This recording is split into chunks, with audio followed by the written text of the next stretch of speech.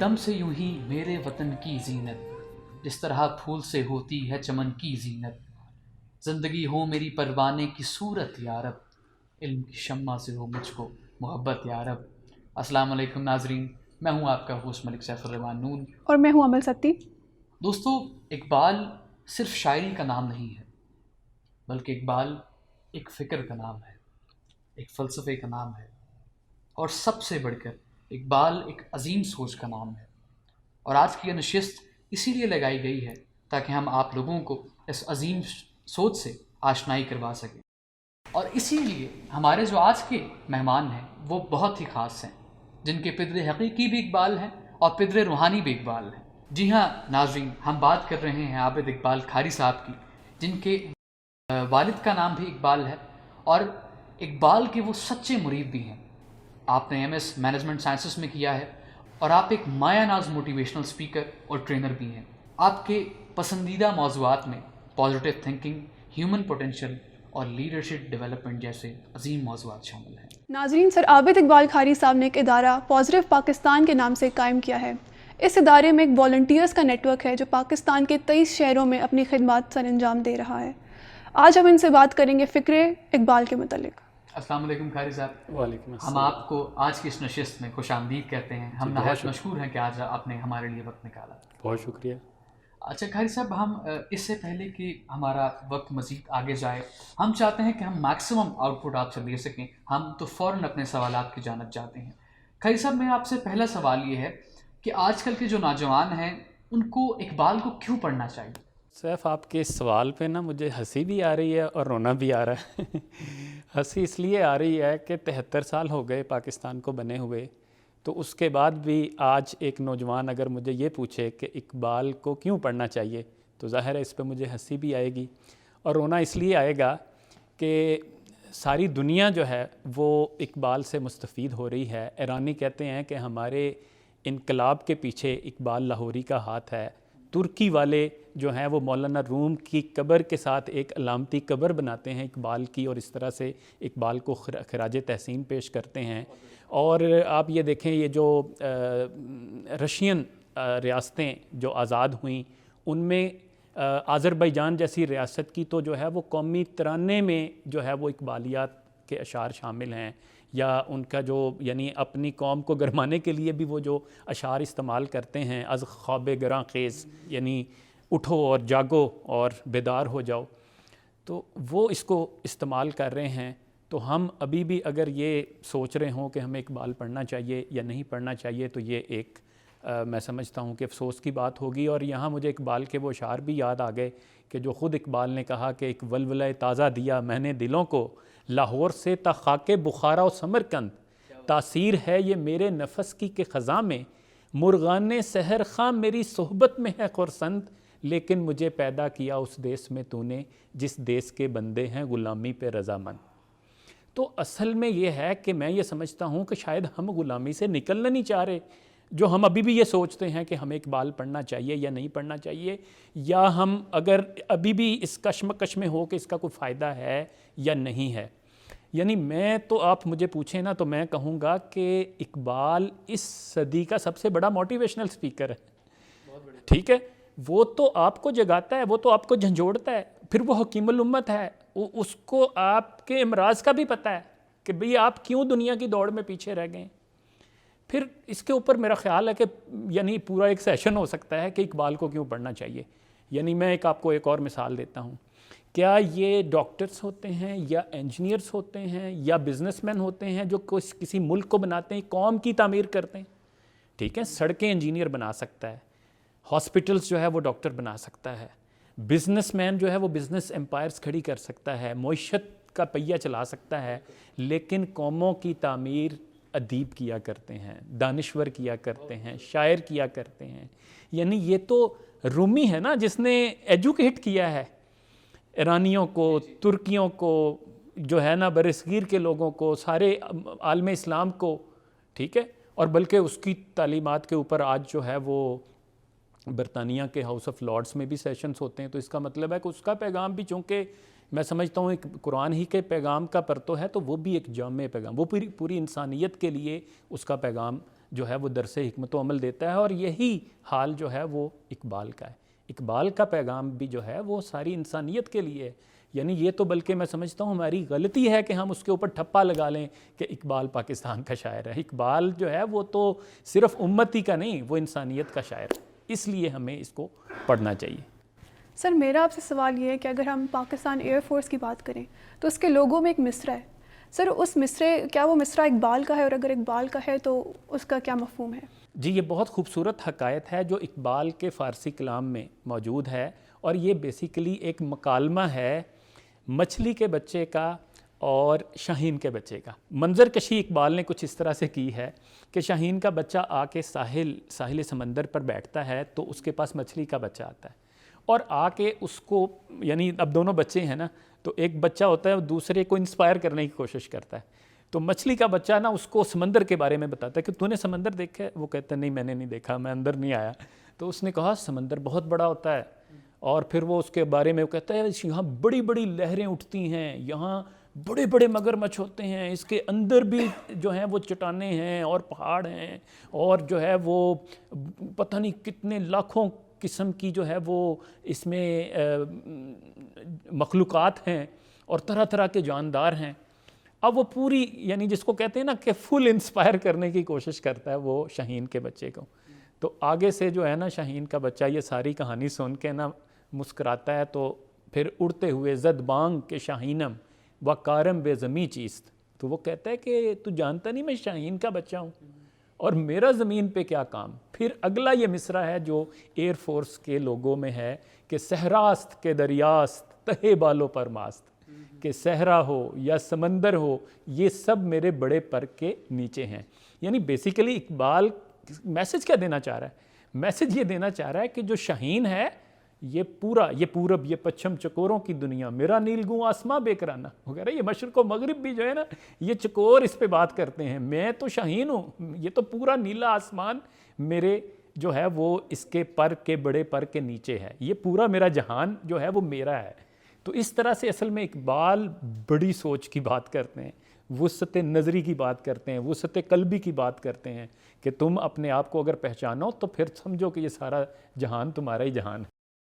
بہت ہی خوبصورت سر آپ نے یہ فرمایا۔ اچھا سر، انڈین فلم میں اوم شانتی اوم میں جو مرکزی خیال استعمال ہوا ہے وہ بھی بالواسطہ طور پر فکر اقبال سے کسی طریقے سے منسلک ہے، اور اس میں آپ نے کچھ لائن غالباً وہ اس طرح تھی کہ شاہ رخ خان اس میں کہتے ہیں کہ اگر کسی چیز کو اتنی شدت سے چاہا جائے تو ساری کائنات اسے تم سے ملانے کی کوشش میں لگ جاتی ہے، تو سر اس پہ آپ کیا فرمانا چاہیں گے؟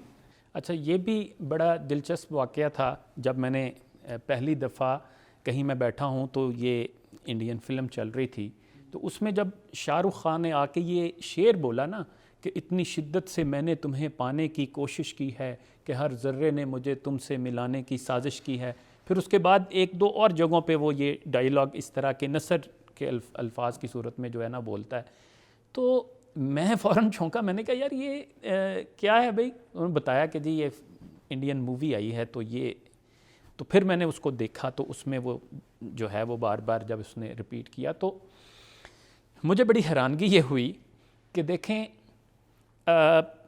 الکیمسٹ ایک ناول ہے، بڑا پاپولر ہوا ہے اور دنیا کے بہت ساری زبانوں میں اس کی ٹرانسلیشن ہوئی ہے، تو یہ بیسیکلی اس کا جو مرکزی خیال ہے، ٹھیک ہے؟ پولو کوہیلو کا یہ بریزیلین آتھر ہے، اس کا یہ ناول ہے، اور مرکزی خیال یہ ہے when you want to achieve something the whole universe conspires، سازش کرتی ہے to help you achieve your target، ٹھیک ہے؟ تو میں نے کہا یار یہ تو اس کا تھیم ہے، اور پھر اس کے بعد جب میں اقبال کو پڑھ رہا ہوں تو فارسی کلام میں مجھے ایگزیکٹ وہ اشعار ملے کہ جو میں ابھی آپ کو سناتا ہوں تو آپ کو سمجھ لگے گی کہ یار یہ تو ایگزیکٹلی ان کا ترجمہ ہے۔ تو پھر اب دیکھیں نا، حیرانگی کی بات یہ ہے کہ اقبال تو جو ہے وہ 1 صدی پہلے ہمیں یہ چیزیں بتا رہے ہیں، اور ہم جو ہے وہ پولو کوہیلو کو یا یہ مووی دیکھ کے جو ہے سر دھن رہے ہیں کہ لو جی بڑی حکمت کی بات، بڑی کمال کی بات انہوں نے ہمیں بتائی ہے، سمجھائی ہے۔ تو اقبال کو ہم نے چونکہ کبھی کھول کے پڑھا نہیں، اس لیے ہمیں پتہ نہیں کہ یار یہ ساری باتیں، اور پھر اقبال نے بھی کہاں سے انسپائریشن لی ہے؟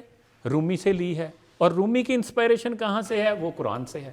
تو اس کا مطلب ہے کہ وزڈم تو سارا وہاں سے آ رہا ہے, سورس آف انسپائریشن تو اصل میں وہ ہیں.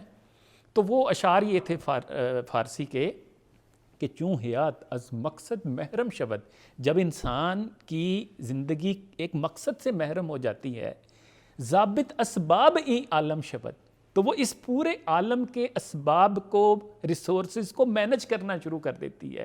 خیشتن را تابع مقصد کند بہر او چیند گزیند رد کند. وہ کہتا ہے جب انسان کی زندگی ایک مقصد کے تابع ہوتی تو چیزوں کو چنتی ہے, پسند کرتی ہے, رد کرتی. اس کا مطلب کیا ہے؟ اب دیکھیں, لا شعور کے بارے میں کہا جاتا ہے کہ یہ ہمارے اندر ایک دیو ہے, ایک جن ہے. یہ بہت بڑی طاقت ہے ہمارے, اگر آپ سائیکالوجی کو پڑھیں, آپ تو عمل میرا خیال ہے سائیکالوجی ہی کی اسٹوڈنٹ ہیں. سب کانشیس مائنڈ کے حوالے سے کہا جاتا ہے کہ یہ گائیڈڈ میزائل کی طرح کام کرتا ہے. اب گائیڈڈ میزائل کیا ہوتا ہے؟ گائیڈڈ میزائل یہ ہوتا ہے کہ وہ جب اس کو چھوڑا جاتا ہے نا اپنے ٹارگٹ کے پیچھے, تو ٹارگٹ اگر اپنی لوکیشن یا سپیڈ چینج بھی کرے تو یہ ایڈجسٹ کرتا ہے اپنی لوکیشن اور سپیڈ کو کہ میں نے اس کو ہر صورت میں ہٹ کرنا ہے, ٹارگٹ کرنا ہے. اچھا, اسی طرح اقبال اصل میں یہ کہہ رہے ہیں کہ اگر آپ کی زندگی میں کوئی مقصد آ گیا ہے نا, تو آپ چیزوں کو چنیں گے, پسند کریں گے, رد کریں گے کہ یار میں نے کون سی ڈگری لینی ہے, میں نے کس کلب کو جوائن کرنا ہے, میں نے کون سی سکلز ایکوائر کرنی ہے, میں نے کون سی کتابیں پڑھنی ہیں, میں نے کون سے دوستوں میں اٹھنا بیٹھنا ہے. ٹھیک ہے, تو یہ اصل میں کائنات آپ کو سپورٹ کر رہی ہوتی ہے. یعنی میں کہوں گا اسلامی تعلیمات کو بھی اگر آپ غور کریں تو اس میں ملتا ہے کہ اگر آپ نیکی کے کام کے لیے کچھ پلان کرتے ہیں تو کائنات کی جو نیکی کی قوتیں ہیں وہ آپ کی سپورٹ میں لگ جاتی ہیں, اینڈ وائس ورسا. آپ کچھ برا سوچیں تو آپ کو شیطانی قوتیں بھی سپورٹ کرتی ہیں.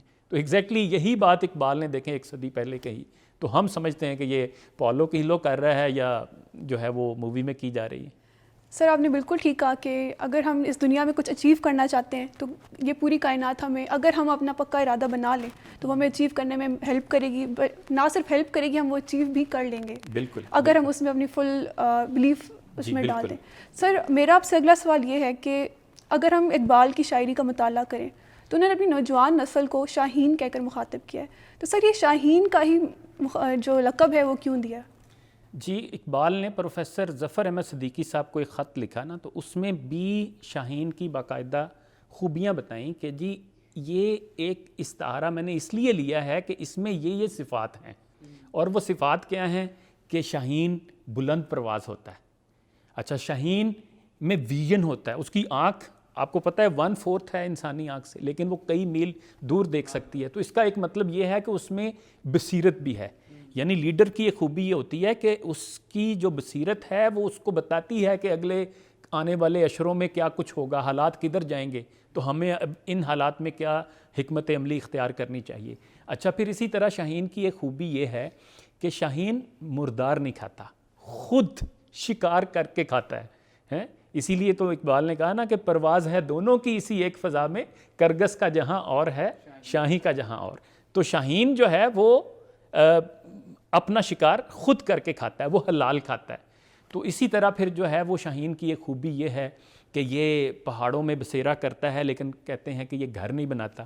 تو یعنی ایک طرح سے یہ درویشانہ صفات اس میں پائی جاتی ہیں. پھر اس میں وہ شاہین ہی کے بارے میں اقبال کہتا ہے نا, یہ پلٹنا جھپٹنا, جھپٹ کر پلٹنا, لہو گرم رکھنے کا ہے ایک بہانہ. تو آپ اگر یہ ساری صفات دیکھیں شاہین کی تو وہ وہی ہیں جو میں سمجھتا ہوں کہ دنیا میں کامیاب ہونے کے لیے ہونی چاہیے ایک جوان کے اندر, کہ وہ اس کا ویژن اس کے پاس ہونا چاہیے, اس کے پاس رزق حلال کا عزم اس نے کیا ہو, یعنی اس نے اپنی کریکٹر بلڈنگ کی ہو. درویشی تو دوسرا نام ہی کریکٹر بلڈنگ کا ہے نا. تو آپ کے پاس اگر کردار کی مضبوطی ہوگی تو پھر انشاءاللہ دنیا میں جو ہے وہ آپ اپنا مقام بنا کر رہیں گے. بہت خوبصورت بات کی سر آپ نے. اور سر ہم اگر آج کل نظر دوڑائیں پاکستان کے حوالے سے تو ہمارا ملک بہت سے بحرانوں کا شکار ہے, جس میں توانائی کا بحران جو ہے وہ بہت ہی اہم ہے. اور آج کل ہم دیکھیں تو ہم بہت زیادہ مشکلات کا صرف اس بحران کی وجہ سے شکار ہیں. اچھا, آپ اس دن فرما رہے تھے کہ اگر اقبال کے افکار پر عمل ہوتا تو ہم توانائی کے بحران میں پھنستے ہی نہ. تو سر یہ اس پہ ہم چاہتے ہیں کہ ہمارے جو ناظرین ہیں ان کو آپ کچھ بتائیں. جی سیف, آپ کو شاید یاد ہو کئی سال پہلے جب لوڈ شیڈنگ بڑی عروج پہ تھی تو حالات یہ تھے کہ کئی گھنٹے جو ہے وہ بجلی نہیں آتی تھی, اور بہت بڑا بحران تھا. تو ان دنوں میں نے اقبال کے یہ 2-3 اشعار پڑھے فارسی کلام میں, تو مجھے بہت زیادہ نا یعنی انہوں نے کیا کہتے ہیں اٹریکٹ کیا, اور میں یہ سوچتا رہا کہ دیکھو یار اقبال کے ان 2 اشعار پہ ہی عمل ہوتا تو آج پاکستان میں انرجی کا بحران نہ ہوتا. اور آپ سنیں, آپ بھی انجوائے کریں گے کہ وہ اقبال کہتے ہیں کہ خیش رب بر پشت بادہ سوار کن یعنی ای جمازہ را مہار کن. وہ کہتا ہے یہ ہوا کی جو اونٹنی ہے نا, اس کے اوپر سوار ہو اور اس کو نکیل ڈال. اب آپ سوچیں کہ ہوا کو کیا, ہم ہوا کو کنٹرول کر کے کیا کر سکتے ہیں؟ ہم ونڈ مل بنا سکتے ہیں, ہم انرجی پیدا کر سکتے ہیں. اچھا, اسی شعر کے اگلے شعر میں کہا, اسی کے ساتھ پھر کہا کہ تابش از خورشید عالم تابگیر. تابش کہتے ہیں سورج کو, تو وہ کہہ رہا ہے کہ سورج کی شعاؤں کو گرفتار کر, تو اس سے ہم کیا کر سکتے ہیں؟ ہم سولر. پھر اگلے مصرے میں یہ کہا برق طاق افروز از سیلاب گیر. جو سیلاب ہے نا پانی کا, اس کو روک اور اس سے بجلی پیدا کر. یعنی اب دیکھیں 2 اشعار میں 3 سورسز آف انرجی کا بارے میں اقبال کب کہہ رہا ہے؟ 1 صدی پہلے ہمیں کہہ رہا ہے. اچھا, اسی کے ساتھ آج ہم کہتے ہیں جی ریکوڈک میں بڑے قیمتی معدنیات ہیں, اور اگر ہم وہ وہاں سے نکالیں تو پاکستان جو ہے وہ امیر ترین ممالک میں شامل ہو سکتا ہے. اور اقبال دیکھیں 1 صدی پہلے ہمیں کہہ رہے ہیں دست رنگی کن زخوں کو سار جوئے آب گوہر از دریا برار. اپنے ہاتھوں کو پہاڑوں کے خون سے رنگ, اور ان کے اندر جو جوہر چھپے ہوئے ہیں ان کو باہر نکال. تو یعنی آپ, میں سوچتا ہوں کہ یار یہ 3 شعروں پہ عمل ہوتا تو نہ انرجی کا بحران ہوتا, اور بلکہ ہم اتنی دولت پا چکے ہوتے کہ دنیا میں اپنا مقام ایک بنا چکے ہوتے, اور آج IMF اور ورلڈ بینک کے آگے ہمیں ہاتھ نہ پھیلانے پڑتے. سر, جیسے سیف نے آپ کے انٹروڈکشن میں بتایا کہ آپ نے مینجمنٹ سائنسز سے ماسٹرز کیا ہے, تو سر کیا آپ کو لگتا ہے کہ مینجمنٹ سائنسز جیسے سبجیکٹ کا اقبال کی فکر سے کوئی تعلق ہے؟ جی, اس پر پہلے بھی مجھے ایک کویسچن اس وقت کیا گیا جب میں نے ایک بزنس کانفرنس میں ریسرچ پیپر کے لیے اپلائی کیا, اور میرا ٹاپک تھا Iqbal as a management scholar. تو وہ جو کمیٹی تھی انہوں نے کہا کہ لو جی کہاں علامہ اقبال اور کہاں یہ مینجمنٹ سائنسز, تو یہ آپ کیسے لے آئیں گے؟ تو میں نے تھوڑا سا پھر ان کے ساتھ جو آرگیو کیا, تو میری دلیل یہ تھی کہ یار مینجمنٹ کے اوپر کیا صرف پیٹر ڈرکر بات کر سکتا ہے؟ لیڈرشپ کے اوپر صرف سٹیفن کوی بات کر سکتا ہے؟ اور یہ بھی ایک ذہنی غلامی کی میں سمجھتا ہوں علامت ہے کہ ادھر سے جو چیز آئے, ویسٹ سے جو آئے, وایا آکسفورڈ یا کیمبرج آئے, تو اس کے اوپر تو ہم سر دھنتے ہیں. اور وہی چیز اگر اقبال کی ہمیں ملے, رومی کی ملے, شیخ سعدی کی ملے, حافظ شیرازی کی ملے, تو ہم کہیں ہیں یار یہ کون سے دیسی لوگ ایسی کیوں باتیں کر رہے ہیں؟ تو دیکھیں یہ جو وزڈم ہے نا, جو دانائی ہے, یہ کسی کی میراث نہیں ہے, یہ تو اللہ کسی کو بھی دے سکتا ہے. ٹھیک ہے, تو اقبال جو ہے وہ تو میں سمجھتا ہوں وہ تو ہے ہی ایک سورس آف وزڈم ہے وہ بیسیکلی, کیونکہ اس نے خود یہ کہا ہے کہ میں نے یہ سارا کچھ جو ہے وہ قرآن سے لیا ہے. تو مینجمنٹ کے جتنے ماڈرن پرنسپلز ہیں میں یہ سمجھتا ہوں اقبال نے ان کے اوپر بات کی ہے. اقبال لیڈرشپ پہ بات کرتا ہے, اقبال ٹائم مینجمنٹ پہ بات کرتا ہے, اقبال انوویشن کے اوپر بات کرتا ہے, اقبال جو ہے وہ کریٹیوٹی کے اوپر بات کرتا ہے, اقبال پرفارمنس ایکسیلنس کے اوپر بات کرتا ہے, اقبال پروڈکٹیوٹی کے اوپر بات کرتا ہے, اقبال ہیومن ریسورس مینجمنٹ کے اوپر بات کرتا ہے. اب مجھے بتائیں مینجمنٹ کے باقی سبجیکٹس رہ کون سے گئے؟ تو آپ تو چاہیں تو انشاءاللہ ہم اگلے کسی پروگرام میں پورا ایک پروگرام اس بات پہ کر سکتے ہیں کہ اقبال مینجمنٹ اسکالر کیسے ہے. سر یہیں سے میرا اگلا سوال آپ سے یہ ہے کہ امریکہ اور یورپ جیسی سپر پاورز انہوں نے اقبال کی شاعری نہیں پڑھی مگر وہ پھر بھی ترقی یافتہ ہیں. سر آپ کے نزدیک اس کی کیا وجہ ہے؟ دیکھیں جی, قرآن یہ کہتا ہے کہ غور و فکر کرو, اور ایک دانشور نے تو یہاں تک کہا کہ قرآن کی کم از کم 750 آیات غور و فکر اور تسخیر کائنات سے متعلق ہیں. تو اس کا مطلب ہے کہ ریسرچ کرو. غور و فکر کا مطلب یہی ہے نا. تو میں سمجھتا ہوں قرآن کی اس آیت یا قرآن کے ان احکامات پر عمل امریکہ نے کیا ہے, اس لیے وہ سپر پاور بن گیا ہے. اس پہ یورپ نے کیا ہے, اس لیے وہ ہم سے آگے ہیں. ہمارا حال یہ ہے کہ ہم نے غور و فکر چھوڑ دیا ہے. یعنی اقبال بلکہ اس کا رونا تو اس طرح سے روتے ہیں کہ آتی ہے دم صبح صدا عرش بری سے, کھویا گیا کس طرح تیرا جوہر ادراک, کس طرح ہوا کن تیرا نشتر تحقیق. وہ جو تیرا ریسرچ کا خنجر تھا اس کو تو نے زنگ لگا دیا. ہوتے نہیں کیوں تجھ سے ستاروں کے جگر چاک. تو ظاہر و باطن کی خلافت کا سزاوار. کیا شعلہ بھی ہوتا ہے غلام میں خس و خاشاک؟ وہ کہتے تو خود آگ کا شعلہ ہے اور تو بھوسے کے ڈیر کا غلام بنا ہوا ہے. مہر و مہو انجم نہیں محکوم تیرے کیوں تیری نگاہوں سے لرزتے نہیں افلاک. یہ جو ناسا کام کر رہا ہے یہ تم نے کرنا تھا, یہ سیٹلائٹ تم نے بھیجنے تھے, یہ ڈرون ٹیکنالوجی تم نے بنانی تھی, یہ ستاروں پہ کمندیں تم نے ڈالنی تھی. اس لیے پھر اقبال کہتا ہے کہ دل مردہ دل نہیں ہے, اسے زندہ کر دوبارہ, کہ یہی ہے امتوں کے مرض کہن کا چارہ. تیرا بحر پر سکون ہے, یہ سکون ہے یا فسوں ہے, نہ نہنگ ہے نہ طوفان نہ خرابی ہے کنارہ. وہ کہہ رہا ہے کہ یہ اس کو نا وہ سمندروں سے تشبیہ دیتا ہے کہ سمندر میں نا دیکھیں, سمندر میں پانی ایسے ٹھہر سکتا ہے؟ نہیں ٹھہر سکتا. وہاں تو طوفان آئے رہتے نا, تو وہ کہہ رہا ہے یہاں طوفان آئے رہنے چاہیے. یہ جوہر نہیں ہے, یہ سمندر ہے. اس میں تو مگر مچھوں کو پریشانی رہنی چاہیے کہ یار یہ کیا ہے بھئی, یہ ایک پل چین نہیں لینے دیتا. تو اس میں جیسے یہ کہا نا کہ تیرے دریا میں طوفان کیوں نہیں ہے, خودی تیری مسلمہ کیوں نہیں ہے, ابس ہے شکوہ تقدیر یزداں, تو خود تقدیر یزداں کیوں نہیں ہے. اچھا, آپ بات کر رہی ہیں نا کہ جی سپر پاور وہ کیسے بنے, یا ان لوگوں نے تو اقبال نہیں پڑھا. میں آپ کو اسلامی تاریخ سے ایک دو حوالے دے دوں.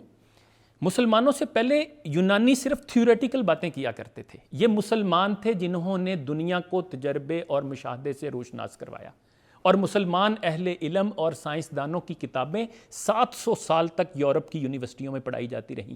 15ویں صدی میں پورے یورپ میں کوئی ایسا سائنسدان نہیں تھا, کوئی ایسا آتھر نہیں تھا جو مسلمانوں کا شاگرد نہ ہو یا ان کا ناقل نہ ہو. راجر بیکن جسے جدید سائنس کا بانی کہا جاتا ہے, پادری مس, ایلبرٹ بزرگ, انفنسو دہم, یہ سب مسلمانوں کے شاگرد تھے یا ان کے ناقل تھے. اس لیے تو اقبال نے کہا نا, مگر وہ علم کے موتی کتابیں اپنے آبا کی, جو دیکھیں ان کو یورپ میں تو دل ہوتا ہے سی پارا. پھر آپ کو میں یہ بھی بتا دوں کہ جدید سائنس کے بہت سارے شعبوں اور بہت سارے مضامین کی بنیادیں مسلمانوں نے فراہم کی. علم فلکیات کے ساتھ جغرافیہ کے موجد مسلمان ہیں, علم ریاضی کے ذیل میں الجبرا, جیومیٹری, ٹگنومیٹری کے موجد مسلمان ہیں, کیمسٹری کے موجد مسلمان ہیں. یہ 1 2 3 4 یہ جو ہم ہند سے بولتے ہیں, آپ کو پتہ ہے انہیں آج بھی یورپ میں عربی ہند سے کہا جاتا ہے, جنہوں نے حساب کے کام کو آسان کر دیا, اس لیے کہ اس کے موجد مسلمان ہیں. کیمسٹری کے موجد مسلمان ہیں. فزکس کے ذیل میں علم البصریات اور موسیقی کے موجد مسلمان ہیں.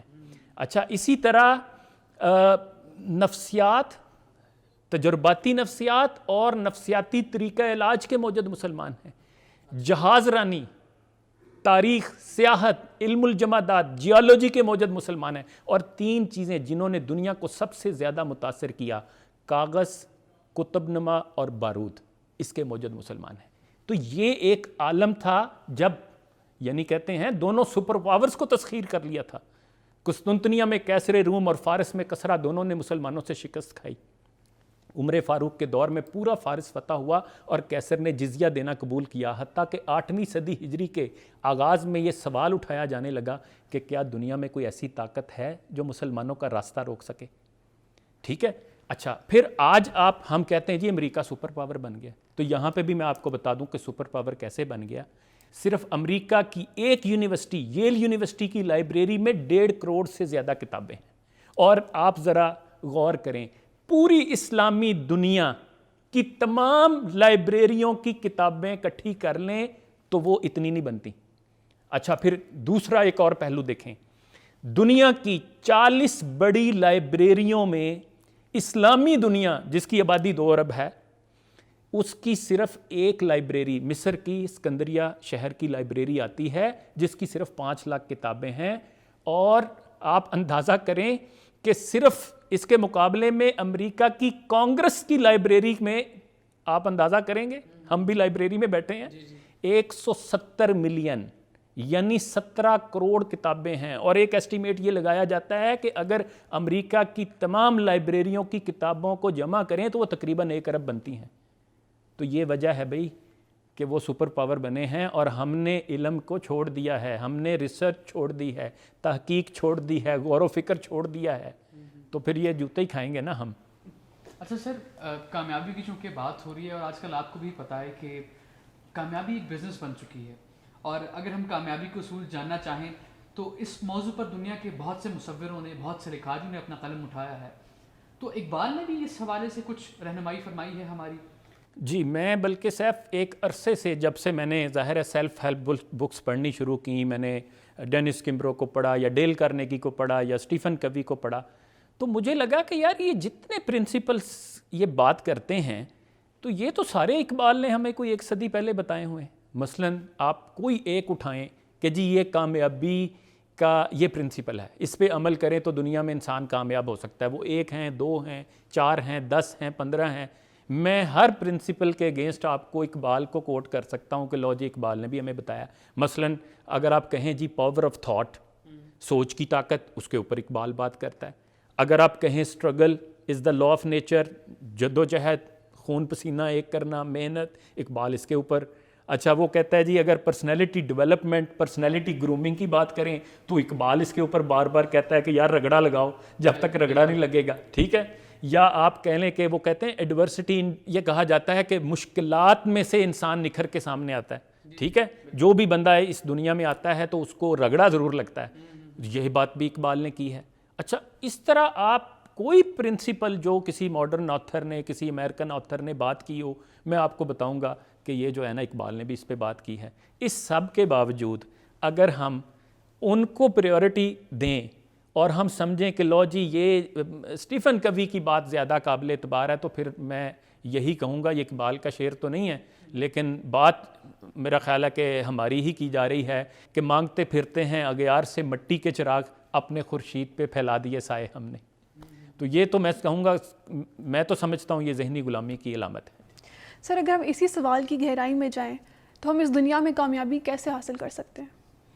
اچھا اس میں جو سمجھا ہوں اور جتنا کچھ میں نے جو ہے اس پہ غور کیا ہے، بلکہ ڈاکٹر عابد علی صاحب نے پچھلے دنوں ایک بڑا خوبصورت نقطہ سمجھایا، میں اس کو کوٹ کرنا چاہوں گا. وہ یہ ہے کہ دنیا میں قدرت نے جو بھی چیزیں پیدا کی ہیں سب میں خودی موجود ہے. اچھا پھر میں سمجھتا ہوں کہ انسان کی دنیا میں کامیابی جو ہے وہ یہ ہے کہ وہ اپنی خودی کو پہچانے، اس کی پرورش کرے، اس کو بلند کرے، حتیٰ کہ اس کو اوج کمال تک لے جائے. اب جو باقی چیزیں ہیں ان میں بھی جو خودی ہے، اس کی میں 2-4 آپ کو اگر مثالیں دوں آسان سی، وہ یہ ہے کہ ایک ستارے کی خودی یہ ہے کہ وہ بھرپور انداز میں اپنے پوری آب و تاب کے ساتھ آسمان دنیا پر چمکے. قدرت نے اس کے ذمہ جو کام لگایا ہے اس کو اس نے خوبی سر انجام دے، اور جو ہے وہ اپنے جو اس کو اللہ تعالیٰ نے صلاحیتیں ودیت کی ہیں ان کو بروئے کار لاتے ہوئے اپنے عمل کو سر انجام دیتا رہے. ایک گلاب کے پھول کی خودی یہ ہے کہ وہ بھرپور انداز میں کھلے، وہ اپنی نازک پتیوں کی نرم و ملائم جلد پر اپنے رنگ و روغن کو خوب نکالے اور اپنی بھرپور اور پیاری خوشبو سے سونگنے والے کو مسحور کر دے اور فضا کو اور ماحول کو معطر کر دے اور اپنے حسن سے دیکھنے والے کی آنکھ میں سحر طاری کر دے اور جو ہے وہ ٹھنڈک بھر دے.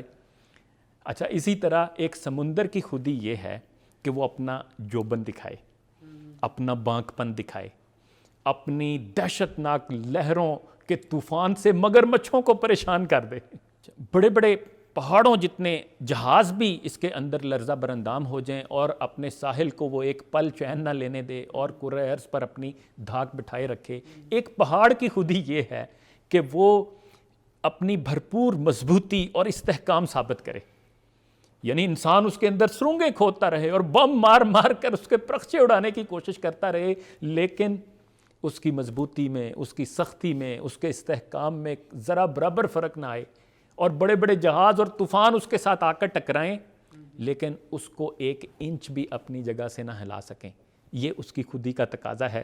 تو اسی طرح قدرت نے ہر اپنی پیدا کی ہوئی چیز میں خودی رکھی ہے جو اس کا جوہر ہے، یعنی قدرت کی طرف سے صلاحیتوں کا ایک بیش بہا خزانہ، دا باؤنڈلیس پوٹینشل، اور یہی خودی انسان میں بھی ہے، بلکہ اس کا تو یہ روحانی جوہر ہے. جیسے اقبال نے کہا کہ نقطہ نوری کے نامے او خودی است، زیر خاک ما شرار زندگی است، کہ وہ نور کا نقطہ، وہ جو اللہ نے روح پھونکی ہے نا، کیونکہ یہ نائب حق ہے نا، یہ تو زمین پر اللہ کا خلیفہ ہے نا، اس لیے اس کی خودی تو باقی تمام مخلوقات کی خودی سے افضل ہے. تو اس کو پہچاننا، اس کی پرورش کرنا اور اس کو بلند کرنا حتیٰ کہ اوج کمال تک پہنچانا، میں یہ سمجھتا ہوں دنیا میں انسان کی کامیابی یہ ہے. To know thyself, to know your potential, to realise, discover and to unleash your potential and to utilise it to its fullest. تو میں آج کے پاکستانی نوجوانوں کو تو میسج ہی یہ دیتا ہوں کہ اپنی خودی کو پہچانیں، آپ کے اندر جو جوہر چھپا ہے اس کو پہچانیں. قدرت نے کس خاص کام کے لیے آپ کو پیدا کیا ہے؟ کوئی ایسی خاص بات ہے جو صرف ملک سیف کر سکتا ہے، جو صرف عمل کر سکتی ہیں؟ کوئی ایسی ذہنی، فکری، کوئی جسمانی یا روحانی صلاحیت آپ کے اندر بھی ایسی ہے جو کسی دوسرے میں نہیں ہے؟ یعنی دیکھیں، آپ ہمارے فخر کرنے کے لیے تو میں کہتا ہوں یہی بات کافی ہے کہ میرے جیسا اس دنیا میں اور کوئی نہیں ہے. میں ایک ہوں، میں یونیک ہوں. I am so special, I am different, standing apart from the crowd. تو یہ چھوٹا امتیاز ہے، یہ چھوٹا اعزاز ہے. تو میں سمجھتا ہوں کہ یہ کامیابی ہے انسان کی دنیا میں کہ وہ اس پوٹینشیل کو ریئلائز کرے اور اس کو پہچانے اور اس کو پھر اس خودی کو بڑھائے اور پھر دنیا میں اپنا مقام پیدا کرے. بالکل سر، جیسے اقبال نے خودی کا فرمایا ہے کہ خودی کو کر بلند اتنا کہ ہر تدبیر سے پہلے خدا بندے سے خود پوچھے بتا تیری رضا کیا ہے. سر ہم اپنے آخری سوال کی جانب آج بڑھتے ہیں. سر جو اقبال کے شاہین آپ کو ٹیلی ویژن اسکرین پر دیکھ رہے ہیں 2021 میں، آج ان کے لیے اقبال کا کیا پیغام ہے؟ اس پہ جو ہے نا، میں اقبال کے فارسی کلام جاوید نامہ میں سے نا چند اشعار پیش کرنا چاہوں گا، اور میں پھر چاہوں گا کہ ہمارے آج کے پاکستانی جو 2021 کے شاہین ہیں آپ کہہ رہے ہیں، وہ اس کو ذرا سمجھیں، اس کو سنیں، اور پھر ہم اس کو ایک آئینہ بنا کے ذرا اپنے کردار کو اس میں دیکھیں کہ یار کہیں یہ اقبال ہمارے بارے میں تو نہیں کہہ رہا. تو یہ ایک فریاد ہے شیطان کی خدا کے حضور میں. تو شیطان جو ہے وہ خدا کو کیا کہہ رہا ہے؟ وہ کہہ رہا ہے اے خدا وندے ثواب و نا ثواب، من شدم از صحبت آدم خراب. وہ کہتا ہے یا اللہ، اے وہ جو خیر و شر اور نیک و بد کے خالق و مالک، میں دنیا میں یہ جو 2021 کا تیرا پاکستانی ہے نا، اس کی صحبت میں خراب ہو گیا ہوں. یعنی شیطان یہ کہہ رہا ہے کہ میں جو ہے نا خراب ہو گیا ہوں.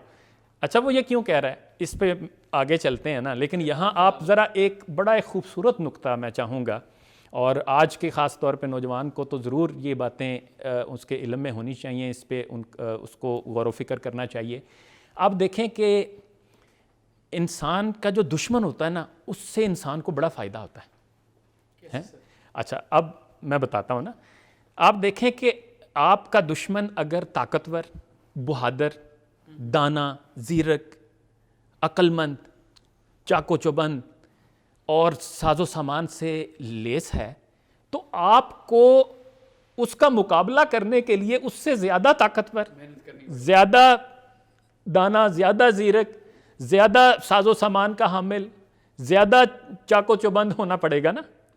یعنی آپ کے دشمن میں جو صلاحیتیں ہیں، آپ کو ان صلاحیتوں سے زیادہ صلاحیتیں حاصل کرنی پڑیں گی، ان سے زیادہ آپ کو ساز و سامان حاصل کرنا پڑے گا، ان سے زیادہ آپ کو صلاحیتیں ایکوائر کرنی پڑیں گی.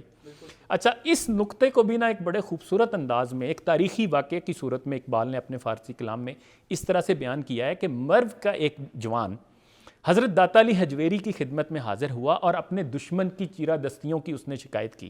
تو حضرت داتا علی حجویری نے اسے جواب میں جو نصیحت کی وہ یہ تھی کہ تو دشمن کی دشمنی کا گلہ نہ کر، بلکہ اپنے آپ کو اس سے بہتر کر تاکہ وہ تجھ پر قابو نہ پا سکے. ٹھیک ہے نا. تو اور پھر آگے سے یہ کہا کہ ہر دانائے مقامات خودی است، فضل حق داند اگر دشمن قوی است. کہ ہر وہ شخص جو خودی کے مقامات سے آگاہ ہے وہ جانتا ہے کہ ایک طاقتور دشمن خدا کا فضل ہے، خدا کی نعمت ہے. دیکھ کبھی ہم نے ایسے سوچا. اچھا اسی طرح ایک یہ میں اکثر نا جو بزنس مینجمنٹ کے لوگ ہوتے ہیں نا ان کو بھی سنایا کرتا ہوں کہ یہ جو ہوتا ہے نا کمپیٹیٹیونیس آپ نے اپنے اندر پیدا کرنی ہے، آپ کے کمپیٹیٹرز ہیں ان کا کیسے مقابلہ کرنا ہے، تو یہ کہاوت ان کے لیے بھی ہے. یعنی اس واقعے کو بھی اقبال نے ایک اور خوبصورت انداز میں تو اس کو بھی اقبال نے ایک بڑے خوبصورت انداز میں ایک اور جگہ بھی کوٹ کیا ہے. وہ یہ ہے کہ ایک ہرن اپنے دوست ہرن سے کہتا ہے کہ یار میں نا جنگل میں بڑا پریشان رہتا ہوں، مجھے ہر ٹائم دھڑکا لگا رہتا ہے کہ کب کوئی شکاری آ جائے اور مجھے اپنا شکار بنا لے. تو میں نے یہ سوچ لیا کہ یار حرم پاک میں جا کے نا وہاں بسیرا کر لینا ہے، کیونکہ حرم میں سنا ہے کہ کوئی دوسرے کا شکار نہیں کرتا. تو رفیقش گفت اے یار خیرت مند اگر خواہی حیات اندر خطر سی. تو اس کے دوست ہرن نے اسے کہا کہ عقل سے کام لے، اگر زندگی چاہتے ہو تو خطروں میں جیو، خطرے نہ ہوں گے تو تم تو نکمے ہو جاؤ گے، کاہل ہو جاؤ گے، سست ہو جاؤ گے. یہ جو بھاگ دوڑ ہے، یہ جو محنت و مشقت ہے، یہ تو ہمیں متحرک رکھتا ہے، یہ تو ہمیں تندرست رکھتا ہے، یہ تو ہمیں توانا رکھتے ہیں. تو قرآن کہتا ہے نا لقد خلقنا الانسان فی کبد، ہم نے انسان کو مشقت میں پیدا کیا. تو اصل میں اب یہاں آ کے اقبال کہتے ہیں کہ شیطان رونا رو رہا ہے کہ یا اللہ میرا جو تگڑا دشمن تھا نا وہ تو بالکل ہی اس نے ہاتھ پاؤں چھوڑ دیے ہیں اور مجھے اس کا مقابلہ کرنے کا نا بالکل ہی کوئی مزہ نہیں آ رہا. تو آگے سے پھر وہ شیطان مزید خدا کے حضور یہ کہتا ہے کہ ہیچ گئے از حکم من سربر نتافت، یہ عجیب دشمن تو نے مجھے دیا ہے کہ یہ تو میرے حکم سے سرتابی نہیں کرتا، جو میں اس کو کہتا ہوں وہ یہ کرتا چلا جاتا ہے. چشم از خود بس تو خود را در نیافت، اس نے تو خود سے آنکھیں بند کر لی اور یہ اپنی حقیقت کو پہچانتا ہی نہیں.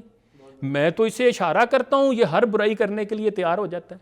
یہ جھوٹ، یہ مکاری، یہ دغا بازی، یہ ملاوٹ، یہ کرپشن، یہ رشوت، یہ میرٹ کی پامالی، حتیٰ کہ سرکاری زکوٰۃ فنڈ کو کھانے سے بھی یہ باز نہیں آتا. تو یہ اب جو ہے وہ شیطان گلہ کر رہا ہے خدا سے کہ یا اللہ کوئی تگڑا جو ہے وہ دشمن میرے مقابلے میں لے کے آ. پھر آگے سے بلکہ وہ جو ہے نا وہ یہاں تک یعنی ایک طرح سے کہتے ہیں جیسے جوش میں آ کے وہ یہ کہتا ہے یہ آدم چیست، یہ آدم کیا چیز ہے، مشت خسرہ، کہ یہ جو ہے نا ایک سوکھی گھاس کے تنکوں کی ایک مٹھی ہے. مشت خسرہ از شرار من بس است، اس کے لیے تو میری ایک چنگاری ہی کافی ہے جو اس کو جلا کے راکھ کر دے گی. تو وہ آخر پہ پھر آ کے اللہ سے کہتا ہے کہ یا اللہ کوئی تگڑا بندہ دے، کوئی تگڑا دشمن دے کہ جس کے ساتھ میں مقابلے میں مجھے جو ہے وہ میری محنت لگے، مجھے سر دھڑ کی بازی لگانی پڑے تو پھر مجھے مزہ آئے. یعنی اصل میں شیطان اب یہ کہہ رہا ہے کہ میری صلاحیتوں کو زنگ لگ رہا ہے.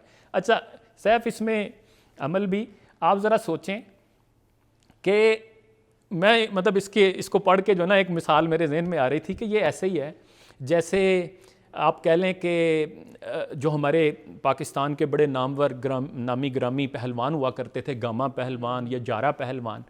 تو میں سوچ رہا تھا کہ اگر واقعی ان کے مقابلے میں ہم ایک بچے کو لا کے کھڑا کر دیتے تو وہ تو مائنڈ کریں گے نا وہ کہیں گے کہ یار یہ میری توہین ہے کہ ہم نے دنیا میں اپنا آپ منوایا ہے، ہم دنیا کے نامی گرامی ریسلر ہیں، ہمارے مقابلے میں آپ بچے کو کھڑا کر رہے ہو. یا میں سوچ رہا تھا کہ اگر شاہ رخ خان کے مقابلے میں یا جاوید شیخ کے مقابلے میں یا انجن آلتون کے مقابلے میں ہم جو ہے وہ آج کے کسی نئے اداکار کو اداکاری کے میدان میں کہیں انہیں کہ جی ان سے مقابلہ کریں تو وہ تو اس کو اپنی توہین سمجھیں گے.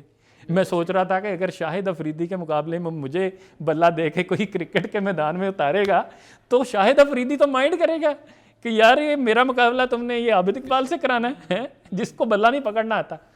تو یہ اصل میں اب شیطان کا حال ہے. وہ کہہ رہا ہے کہ یا اللہ کوئی تگڑے بندے دے جو کم از کم میرے سامنے انکار تو کریں، جو میرے جو ہے وہ میں جو انہیں بات کہتا ہوں یہ فٹافٹ کرنے لگ جاتے ہیں. تو میں سمجھتا ہوں کہ اقبال کے اس جو خاص طور پہ جو اقبال نے یہ اشعار کہے ہیں ان کے آئینے میں ہم پاکستانیوں کو دیکھنا چاہیے کہ ہمارا کردار کیا ہے، اور ہمیں جو ہے وہ اپنے آپ کو کم از کم روحانی طور پہ جو ہے نا اس قدر اپنے آپ کو مضبوط کرنا ہے کہ ہم شیطان کی آنکھوں میں آنکھیں ڈال کے اور اس کی گردن مروڑ سکیں یا اس کا جو ہے وہ راستہ روک سکیں، اس کے سامنے اس کی آنکھوں میں آنکھیں ڈال کے کھڑے ہو سکیں تاکہ خدا کے حضور ہم سرخ رو ہو سکیں اور کم از کم یہ تو کہہ سکیں کہ یا اللہ ٹف ٹائم دیا تھا. Thank you very much. Sir آپ نے ہماری یوتھ کے لیے بہت ہی انسپائرنگ اور موٹیویشنل میسیج دیا ہے. آپ کا بہت شکریہ کہ آپ اپنا قیمتی وقت نکال کے ہمارے پاس تشریف لائے اور اپنے خیالات کا اظہار کیا آپ نے. جی ویلکم. اور میں تہہ دل سے اپنی پوری ٹیم کی جانب سے آپ کی شکر گزار ہوں. بہت اور شکریہ. ناظرین کرام ہم آپ کا بھی تہہ دل سے شکر گزار ہیں کہ آپ نے اپنا قیمتی وقت نکالا. اور میں اس نشست کا اختتام اقبال کے چند اشعار سے کرنا چاہوں گا کہ خدا تجھے کسی طوفان سے آشنا کر دے کہ تیرے بحر کی موجوں میں اضطراب نہیں. تجھے کتاب سے ممکن ہے فراق کہ تو کتاب خواہ ہے مگر صاحب کتاب نہیں. کتاب خواہ ہے مگر صاحب کتاب نہیں. السلام علیکم. اللہ نگہبان.